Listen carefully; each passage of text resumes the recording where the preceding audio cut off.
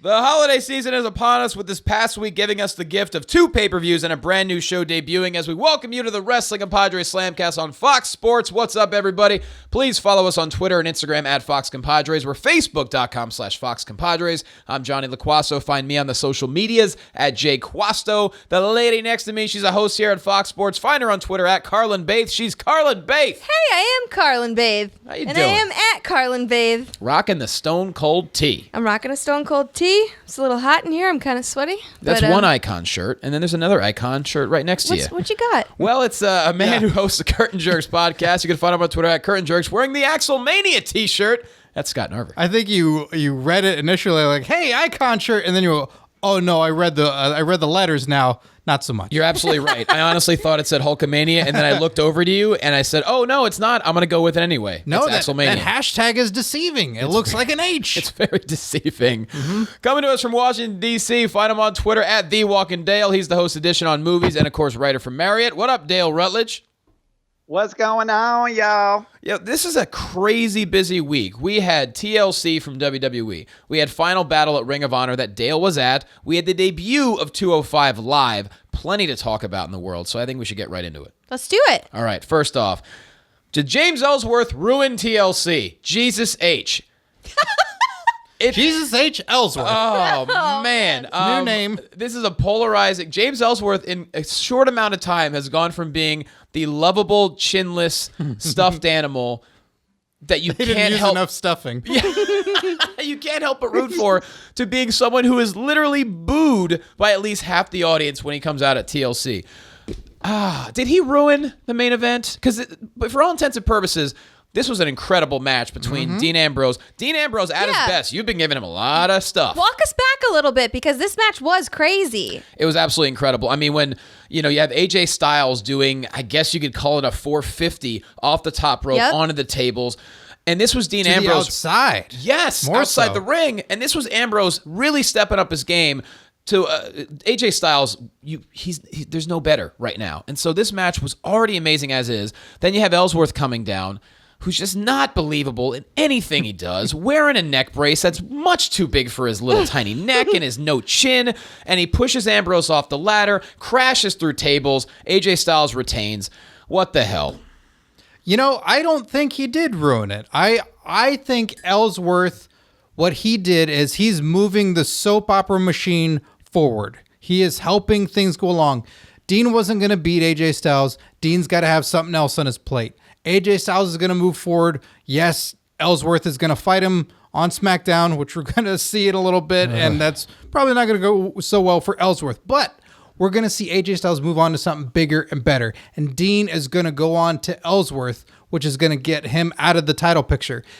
Ellsworth is the guy that made everything move forward. He did, but what is Ellsworth going to be, a heel now? I mean, you say Ambrose is going to move on to James Ellsworth. That means he has 2 guys that hate him. He has AJ Styles and Dean Ambrose. The crowd's loving AJ Styles, though. So, of course they are. They're still cheering him when they want him to be booed, and he's pushing him off. He's going, I don't need you. But they want him. All right, Dale, as you could hear what Scotty said, he wants more Ellsworth. How about you? I haven't been a fan of Ellsworth from the beginning, so I don't know if I would ever call him lovable for me. He kind of reminds me of like a real-life Sonic the Hedgehog. I don't know. Sonic is really fast. Get behind him. I think you mean Tails. I think you mean Tails. Tails was cute. Come on now. But I don't know. I don't think it took anything. Nothing can take away from that match. That was a brilliant match put on by 2 guys that can really go inside the ring. I agree. I think it moved the story forward, and that's about all you can do with him. And then him on Talking Smack was probably the best I've seen him talk. But I don't know. It's hard to believe anything this guy says. But okay, go ahead, Carl. Well, I was going to say, it sucked the wind right out of the match. You said nothing could ruin this match, Dale, but James Ellsworth ruined this match. There was so much focus on the 2 of them and the storytelling that they were doing. AJ Styles and Dean Ambrose were just killing it in the ring, like you talked about, the 450 splash. Oh. When AJ laid out 4 chairs in the ring and Dean Ambrose picked him up and somehow spun him around backwards and he landed backwards. That was on the very chairs. innovative. AJ looked like he was going to die. I was so invested in the two of them that I forgot James Ellsworth even existed. And don't forget the slam onto the chair where the chair just flew out of the ring as well. Beautiful. Just everything was so beautifully executed. It didn't need James Ellsworth, so he ruined it for me. It didn't need it, but I don't need a clean finish to tell me that it was an excellent match. I don't do. think there's any. When it's that good, don't ruin it. Okay, well, Dale, you talk about progressing the story. James Ellsworth helped to do that. What story are we talking? Are we talking about Styles and Ambrose going different directions? Because that's the only thing I see that happened was with Ellsworth coming down to the ring and pushing Dean off the ladder. Yeah, absolutely. I think that we might finish out this year with this storyline, but it is well due time for these two guys to go their separate ways and get another contender. Has AJ had a major contender for that title since he's had the title besides Dean Ambrose? I don't think so. Pretty much been Ambrose. Not anyone on the same caliber as him, I'd say. James Ellsworth fought him a couple of times for the title, guys. Jesus. And he's beat him twice. Here's what I will say on this. James Ellsworth, to me, wouldn't have ruined the main event if I had faith in James Ellsworth going forward. If I thought he was great in the ring, if I thought he was even remotely a decent actor in the professional wrestling world, and that's saying something. I'm sorry, but his facial expressions are that of a 6-year-old. Nothing he does to me is... I love the story. Look, as someone who... I do commentary for Championship Wrestling from Hollywood that is luckily nationwide, and I'm very proud of it, but at the same time, we don't have the viewership WWE does. So I'm in the hustle just like James Ellsworth was. I can appreciate that. I love the fact that he got this opportunity.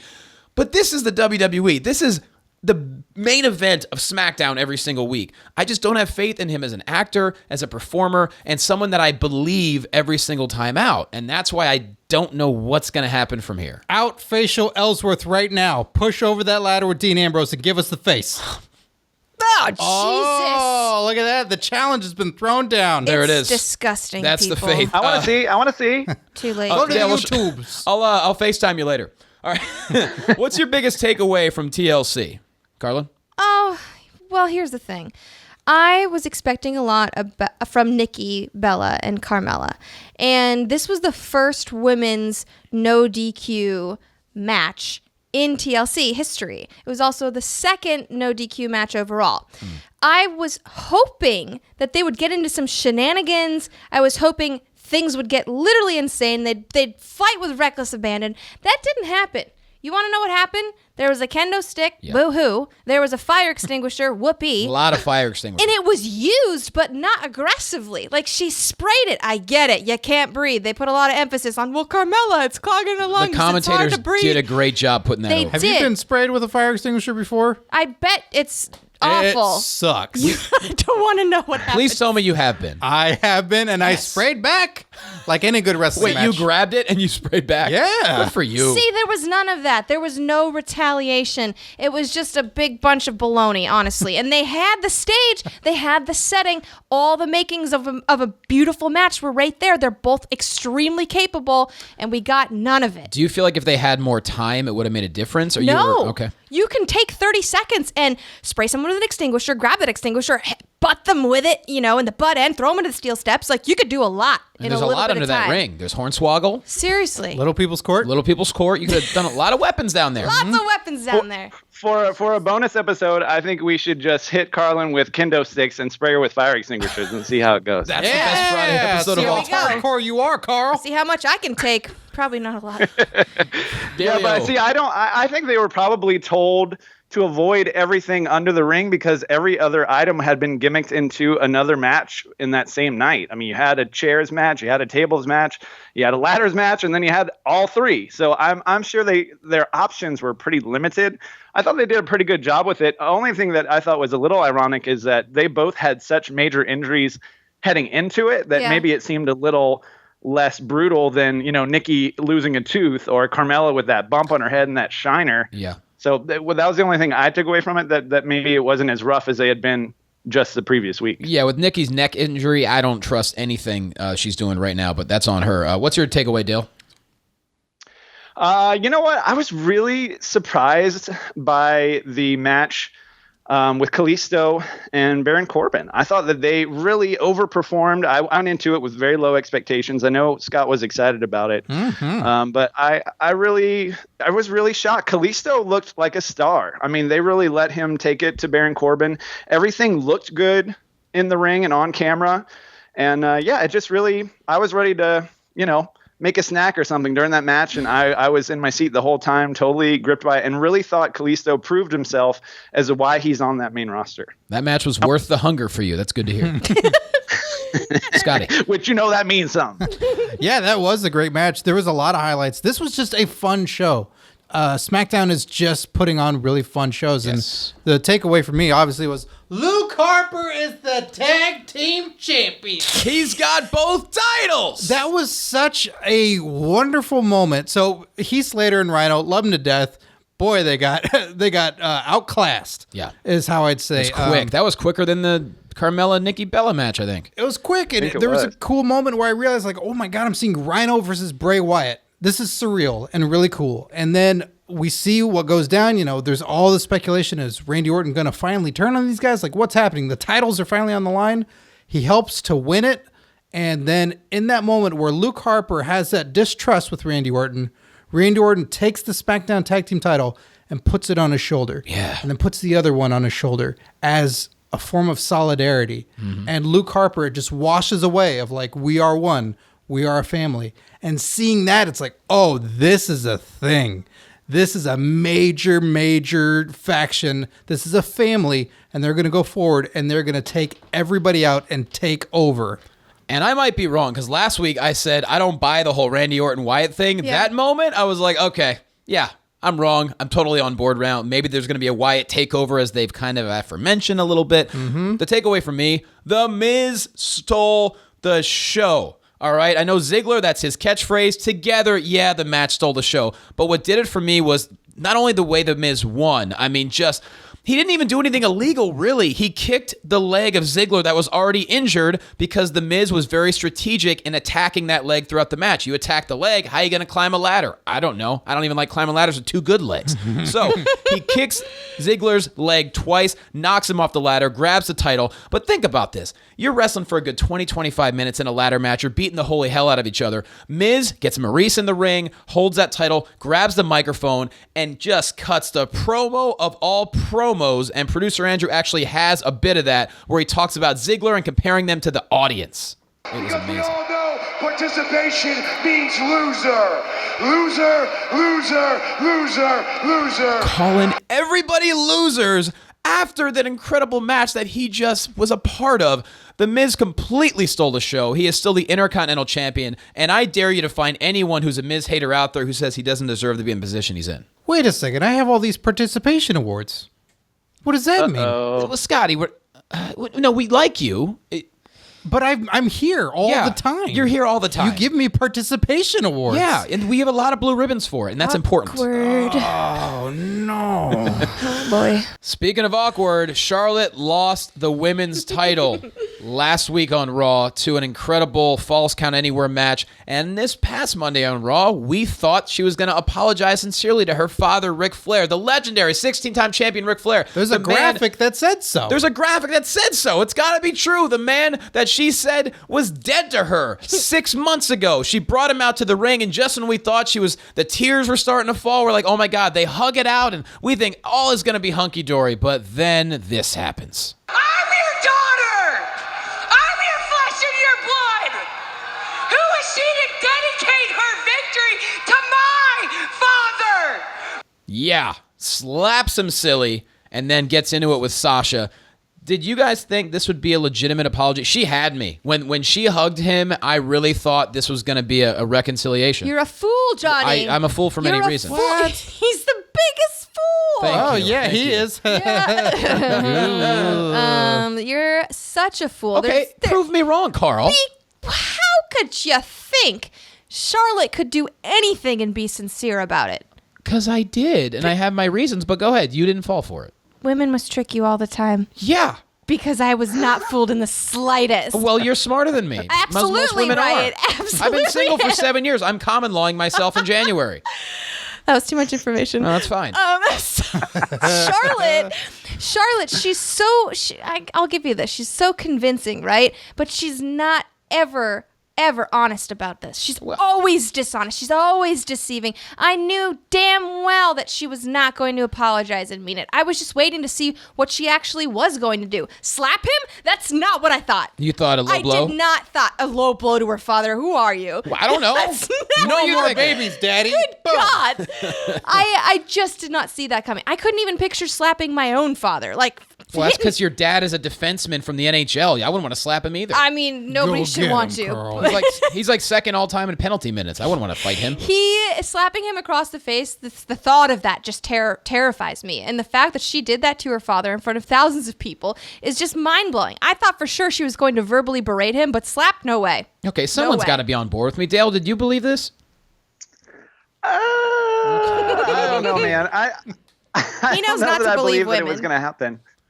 What did you say? I said, Dale knows not to believe women. Come on.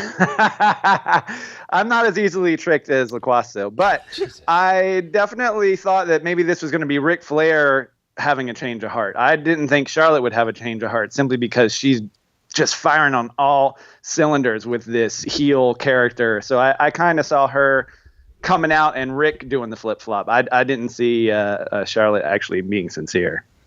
Oh, I totally bought it. Yeah. I really legit thought this is her backpedaling and going, I need help. I need help from everywhere. Dana Brooke let me down, and I just need someone in my corner. And who better than my father, because it can't be Kanyon. So I need my dad back. And so calling him in and saying, Dad, help me out. And I bought it. I totally bought it. Everything she was doing with the crowd, like, yeah, I deserve it. You can whoop me all you want. It's fine. But she was going to say, I need my dad back. And when she slapped Dad, I did a double take. I flat out, what? And I wanted to rewind it. I'm like, I can't. It's live. Son of a bitch. Like, show me a clip again. Come on, time machine. Yeah, please. But no, I totally bought into it. And that's to her credit as a performer and just as a devious woman, you know? Of course you two would have bought it. Scotty, am I crazy in saying Where is my ring on my finger? Am I crazy in saying this kind of rivaled the Mark Henry fake retirement speech? I'm not saying it's there at that level, but I had that. I was believing it, and I kind of felt that way about the whole Charlotte Ric Flair thing. It was justified. She was justified to be in this position where she would apologize because she needs the help because she's lost this title 3 times now to Sasha. So that's why that she would do this. So that's why I believe it. In the way that Mark Henry's like, it's over. Like, forget it. It's you. I've been around and it's all done now. You're like, oh, this is real. And to piggyback off that, Carl and Dale, this is why I believed it. So when we fail in life, no matter what it is, you got to look at yourself in the mirror. And just when Tiger Woods got in trouble, and get a participation award. You get a participation award. When Tiger Woods got in trouble, he gave a press conference and said, I'm sorry for all of my transgressions. That's a nice way of saying, yeah, I messed up real bad, and I realized that I'm a horrible person.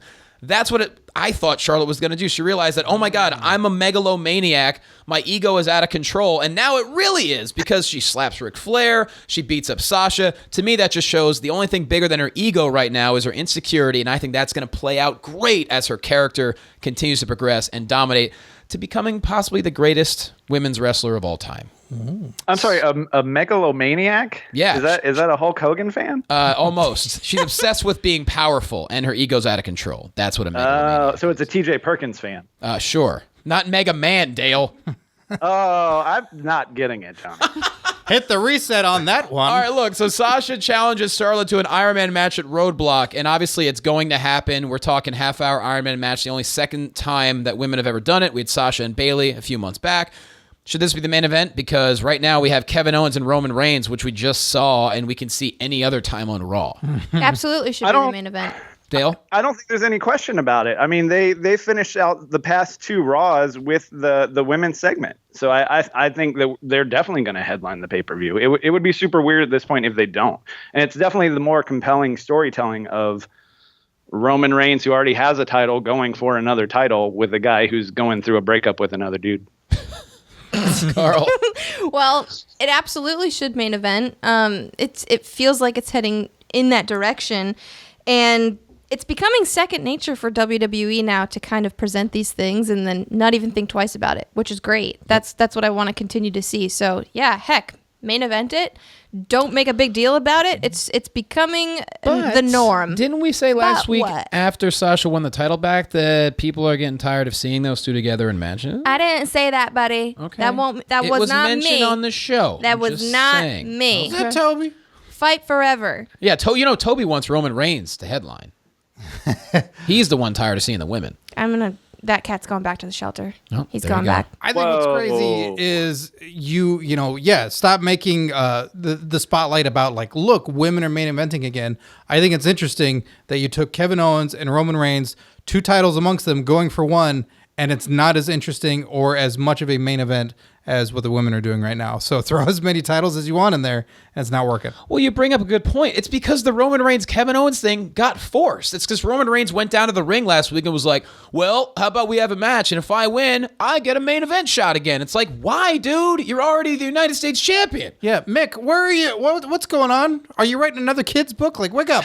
I don't mind Roman going for the title again. I think he can justifiably say that he's in line to go for the title, but why aren't they writing something else for him to do with the title he already has? Aren't there a slew of other guys that could use the feud with Reigns? I mean, they could find somebody. Are they saying they don't have anybody else that they think can take on Kevin Owens except for a guy who should already be busy? You telling me the universe is bigger than the U.S.? I don't think so. I don't think so, pal. What the WWE is telling us is that they think that we're stupids. They're trying to swerve us. They're giving him the title, right? And kind of quickly trying to transition him to the next big title run so they can put him in the main event picture again. As the WWE Universal Champion. And it's ridiculous. They want him to so quickly jump from this United States title to that big one. And it's like they think we're stupid and we're not going to realize it. But we do and we are. And hello, stop. I know I'm stupid, WWE. Look,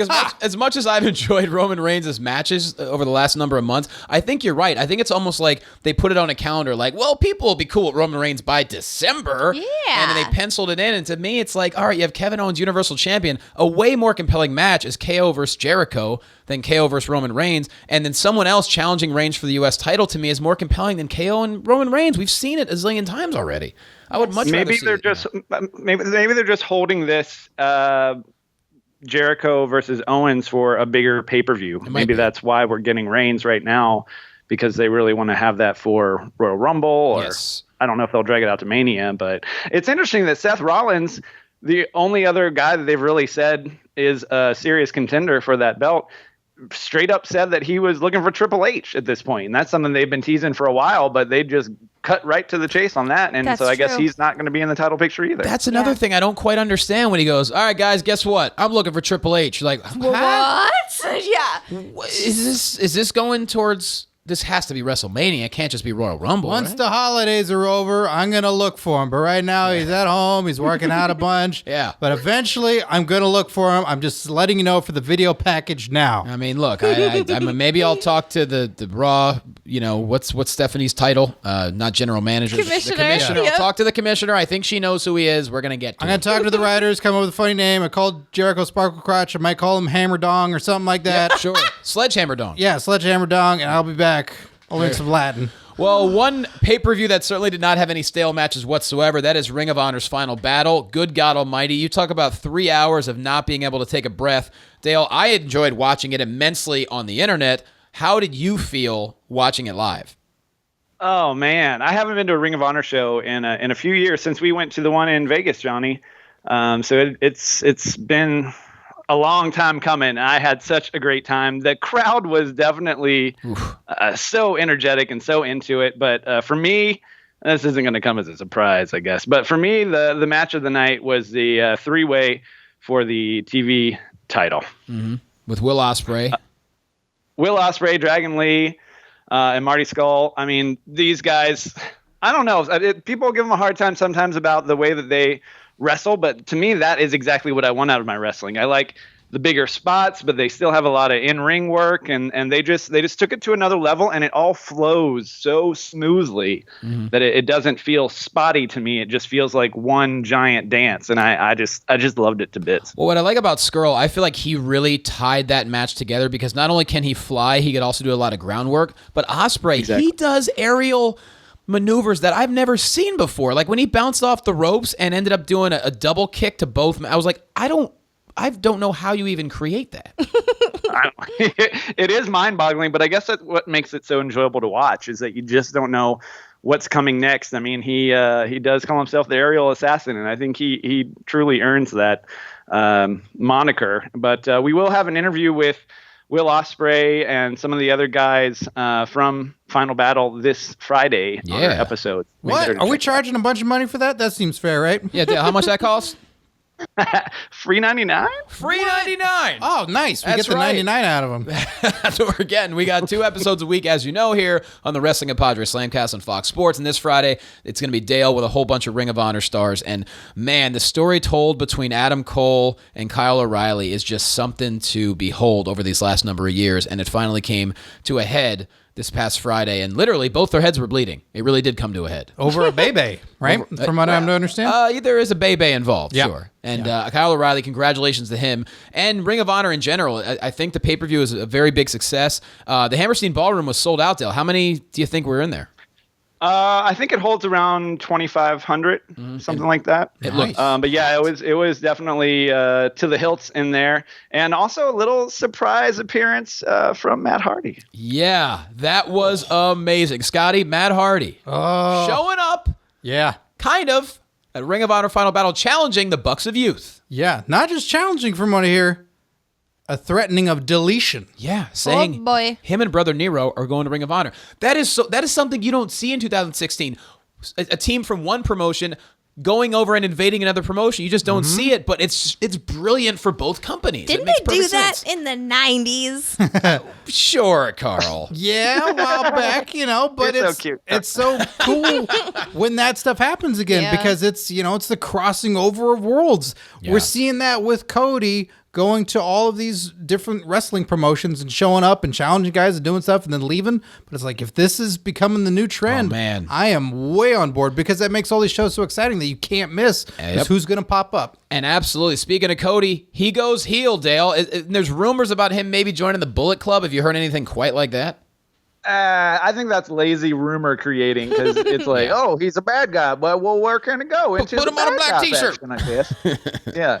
So, but no, I'm more curious. I mean, he could end up in the Bullet Club, but I think that's a kind of a wonky fit. But I'm curious if his heel actions bleed over into the other places that he's going. I know he's got a few Ring of Honor dates lined up, but he has plenty of other dates as well. So I wonder if he's painting, this character across multiple promotions as a heel now, or is this something that he's just going to justify as to why he's acting a certain way within just Ring of Honor? I don't know. It's very interesting. And like you said, it doesn't happen very much. And Ring of Honor and New Japan have a great agreement where we do see tag teams and competitors kind of flip-flop, but not like TNA and certainly not like Cody Rhodes. And if anything, these actions could help get Jay Lethal over as a huge face because he was a heel for quite the long time with the House of Truth. So so I think this could be another great way for him to be a fan favorite once again. Yeah, and people love Lethal. I mean, he is the face of ROH really in so many different ways. So I don't think it'll take very much convincing to get Lethal over as a face. Going back to Matt Hardy though, everybody. So they have been doing mind-boggling work this year for Impact Wrestling, but it's almost been very, very separate from the rest of the show. And so we talk about Lucha Underground. I got to moderate a panel for them this past week, and that was very fun. Thank you, El Rey Network. Dios mío. It was super cool. Yeah, Mundo was there, Cortez Castro, and the EPs, Eric Van Wagenen, Krista Joseph, and Skip Chasen. Super fun. That's rad, Johnny. But Lucha Underground, they don't say they're a wrestling promotion. They say they're a wrestling show. Should TNA go this route, Scotty, to become more of a wrestling show than a wrestling promotion? When Billy was in charge and running things, whatever his vision was going to be, I'd say absolutely go be a wrestling show. Have wrestling elements in it and be just a weird show. But now that's not the case, so I like it the way that it is. I like there being these elements of weirdness of the broken Matt Hardy compound going there and then coming back to wrestling. Because with WWE, we have all these different shows that are must watch that all take place in a ring. Well, this one show gives us both, and it's done in 2 hours. So I get a bunch all in one show, and I like it. Now, Carl, you're someone who doesn't ever watch TNA, and you're not afraid to say it. Nope. And you have your reasons. So is this something that would maybe make you more interested in watching, or are you still just, nah? To be fair, I'm a busy gal, right? Yeah. So it's like, for all the people that think I just brush it off or I'm totally like against it, it's not quite the deal. But You sound like a gangster in the 30s. it ain't quite the deal, but I tell you. But I mean, I got business to tend to, and I can't really watch everything. I'm here with a banana and here with a chocolate. They call me Dump Truck Carl, so not for nothing, whatever. Boys, TNA. So this show, if they changed it to a wrestling show, is that going to make me watch it more? No. Okay. Just straight up no. So you're just not going to watch. It's just too much time out of my life. Mm-hmm. Like, I need to sleep. I've got to nap. I've got to eat. We know that. I've got Nap when you sleep. You love your pizza. I love my pizza. Yeah. I have to hang out with my cat. But I'm being serious. You can hang out with Toby while watching TNA. This is so much. You can take your cat for walks. He does have a leash and for a harness, God's but sake. that's a different story for a different day. But think about it. Even with WWE, we've got so many different programs that I have to keep up with, right? Plus the pay-per-views, plus NXT. That's a crap ton. I know. Then we've got Lucha Underground, which you haven't even asked me if I watched that. Do you watch Lucha Underground? No. Okay. I have zero time. So that's a wrestling show. If TNA turned into a wrestling show, I just couldn't keep up. Do I want to? Yeah. Like, I love wrestling. It's just that it's in itself isn't going to make me watch it. Okay. Well, Dale, I totally differ with Carl, but are you on the same board? Yeah, you don't eat or sleep, so you have plenty of time. Yeah, Or look at the road when driving. I do fall asleep at the True. wheel often. Hashtag That's true. Yeah, I've seen you sleep with a laptop in your lap. So, Oh yeah, so I know totally you sleep on sterile. occasion. totally sterile at this point. Well, you're 7 years Ladies. single, so it doesn't really matter, does it? Nope, it doesn't. Can I leave? God, guys. Yeah, why don't you leave and go watch some Lucha Underground, Carl? What's up, Impact Wrestling? I'd much rather be watching Impact Wrestling. It's amazing television. You might get deleted by Matt Hardy. Dale, help me out here, for God's sake. Listen, I love what they've been doing with the Hardys. I think that it is a little disjointed the way that the Hardys kind of live in a whole different world, production-wise, I mean, and in their own mind. But really, I'm talking production value. I would like to see, they were doing a little bit with Rosemary and Bran, that storyline, and they even had that one time that Eli Drake was like on a mountaintop and the drone was like swirling around him for a really cool camera shot, but then they never revisited that ever again. Yeah. I just want to see more of what they're doing with the Hardys inside the whole show. I think other people would excel also if they got the opportunity that the Hardys created for themselves. I think that there are a lot more people that could do well rather than just being in the ring and getting these production value opportunities that make it all feel like one solid show. You know what, Johnny? Yeah. I think they should try it because at this point in their state of as a company, Yeah. what do they have to lose? Well, here's my answer. I don't think for they it. should do it because they don't have enough manpower. Bottom line is, Anthem is coming in. You got to keep it as a promotion. Let Anthem do their thing. Let them get their hands on it creatively, see where it goes. They have too talented of a roster to not succeed. So I really hope they do. But I think at this point, baby steps. See how you do as a promotion. Max and then L maybe steps. progress. Max L steps. Exactly. So history might be upon us over the next couple of weeks. New Day. If they hang on to that title for 479 days, that means December 17th, they would be the longest reigning tag team title holders in WWE history. In my opinion, I think it's way more compelling if they drop the titles before breaking the record. I know you guys think Are you leaving? Throwing stuff. Are you throwing? You're leaving and throwing Finish stuff. your sentence, No, Johnny. okay, go ahead. Cut me off. Go ahead. I know you hate that. So go. More compelling to Yeah, lose the titles? absolutely. You're high. I'm not. Literally Okay. just out of your brain. I'm taller than you. Yes. Yes. No, this is wrong. You are wrong. You are flat out wrong. It is not more compelling. Okay. No. Why? Why I'll would tell they you do why. that? Because if they lose the titles, New Day is getting incredibly stale. They're just shelling their merchandise, Oh, which I boo-hoo. love them. I love all three of those guys. They're amazing. But every team, no matter how great, needs to take a new direction sometimes. You drop the titles, you go down a different path. Maybe you get some heel actions like they've been doing. Maybe you get angry. Maybe they become the original incarnation of New Day that they wanted to be when they first came up with the idea. No. And then whoever wins the titles, it elevates them. But now that you say that, they have been doing all of that. They reincarnated themselves. They started off as what looked like a church choir Yeah. of people just preaching. That wasn't what they wanted, though. That exactly. So they have evolved. They have turned into something different. They don't have to be a heel. They don't have to be something crazier than they are. They keep evolving. It's awesome and it's insane. If they drop the titles, that's just such bullcrap. You guys hear me? It's not. It's Listen, storytelling. No.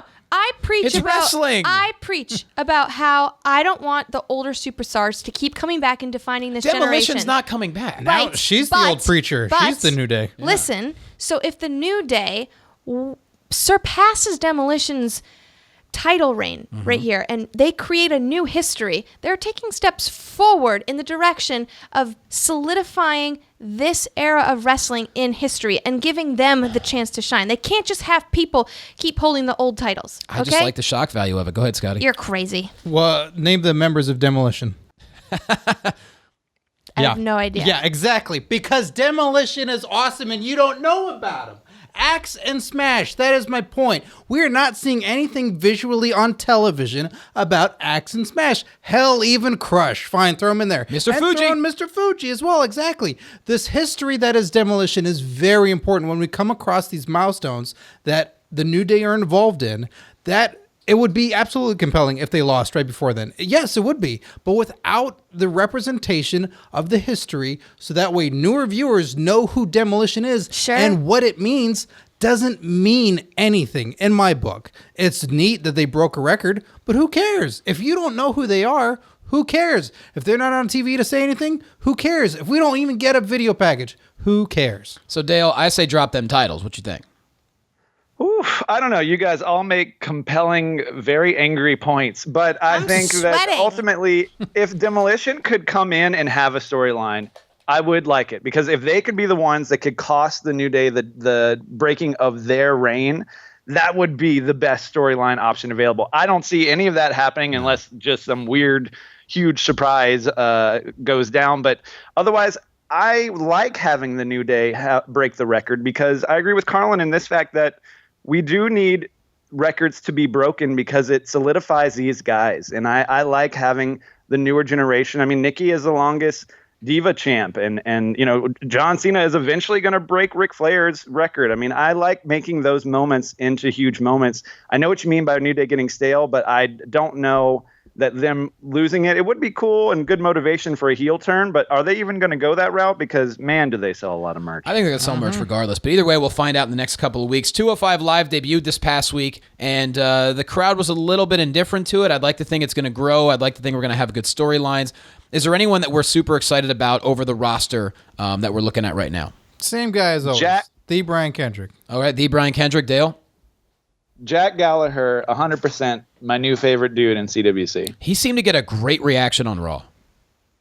Yeah, the 205 Live, I think, will be a great way for these people to expand their storylines, but I am a little worried about the large crowds, not just in the fact that they have to entertain an arena-sized crowd with, not a lot of oomph behind these guys, but, I mean, Gallagher did great on Raw, but also being able to, I don't know, keep that crowd engaged, because they sit there through SmackDown and then have to stay for 205 Live. It's a weird spot to be, and I just don't want.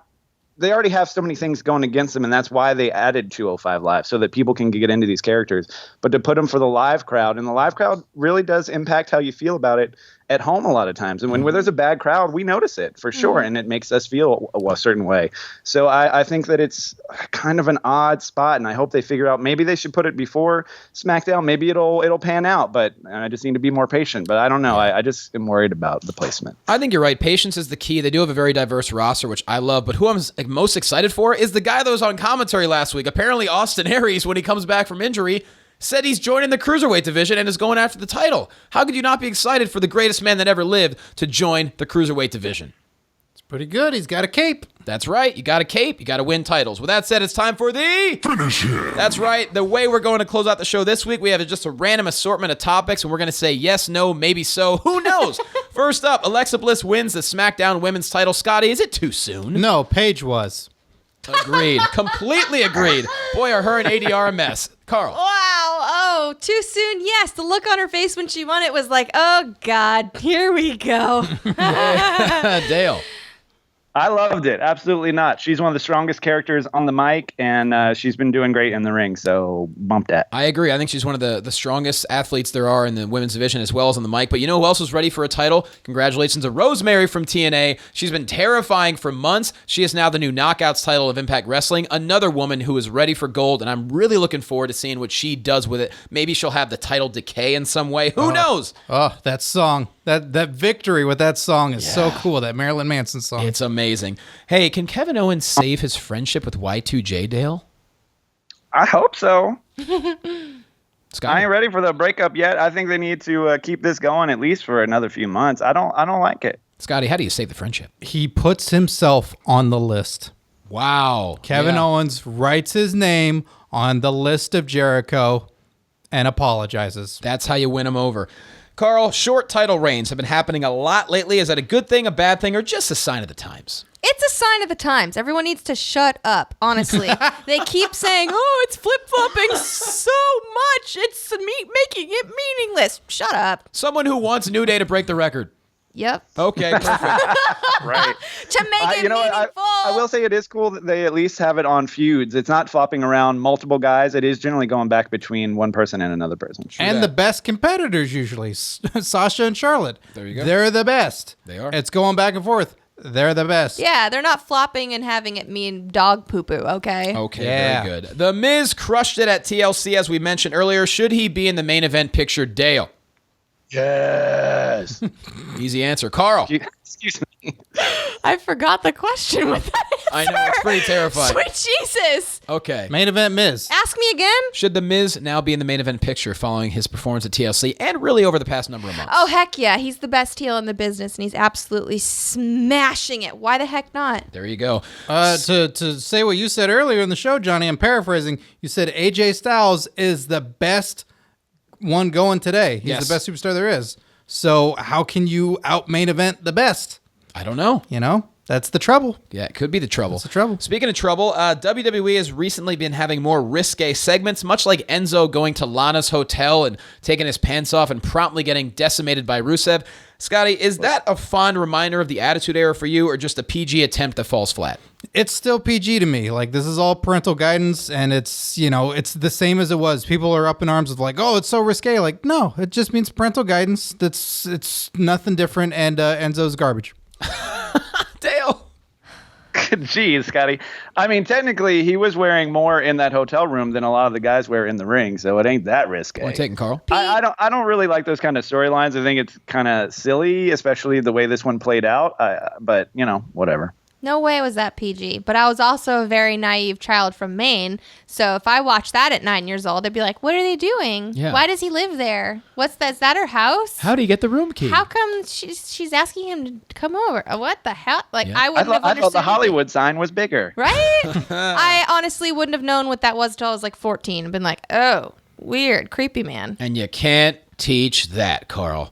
All right, let's all put ourselves over. We're at Fox Compadres on Twitter, Facebook.com/Fox Compadres, and Fox Compadres on Instagram. Scotty, go. You can find me on social media at Curtain Jerks, and you can listen to my comedy wrestling podcast, Curtain Jerks, available on iTunes and SoundCloud. And check out YouTube.com/On Your Mark Show, the funniest free shoot interviews, and a whole lot more. Carl. You guys can find me at Carlin Bathe on Instagram, Twitter, Facebook.com/Carlin Bathe, and here at Fox Sports every day of my life. That's right, Dale. I am The Walking Dale on Instagram and Twitter. You can also find me on the Ring of Honor Final Battle Special this Friday right here on Wrestling Compadres. We got Will Ospreay, we got Colt Cabana, and many more, so check it It's out. going to be incredible. I'm at Jay Quasto on Twitter. Got some shows coming up. Tempe Improv, December 16th to 18th. I'm also doing commentary at Championship Wrestling from Arizona on Saturday the 17th. If you're in Tucson, come on out to the show. Hit me up on social media. And I'm also doing shows back home in Pennsylvania, December 26th and 29th, Allentown and Bethlehem, respectively. So if you're in Pennsylvania or New Jersey for the holidays, hit me up. I'll tell you how to get tickets. With that said, guys, thank you so much for watching. Thank you for listening. We love you. We'll see you next week. Keep chasing your dreams.